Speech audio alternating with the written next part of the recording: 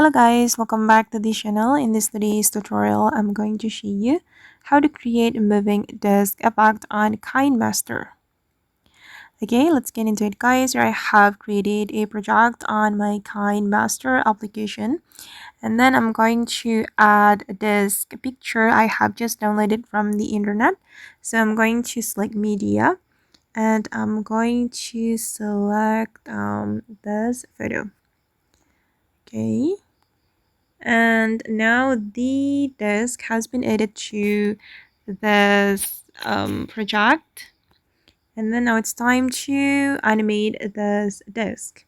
And guys, if you want to get this disk, you just need to go to the internet and you can download it, or you can make it by yourself. Okay, and I'm going to show you guys how we can animate this disk or how to create a moving disk effect. I'm going to click on my disk and then we're going to add keyframe. So this is how the keyframe looks like on Kinemaster, and I'm going to use it. Okay, just click on this icon and then make a movement like this.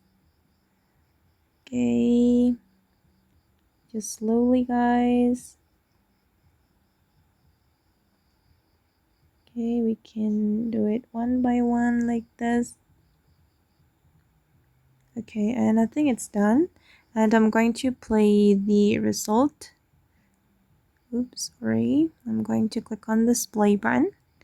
Click on OK. And as you can see, guys, that the moving desk effect has been created with just a simple step. Alright.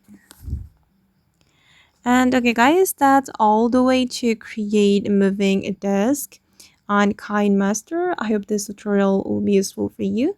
Thank you so much for watching and bye.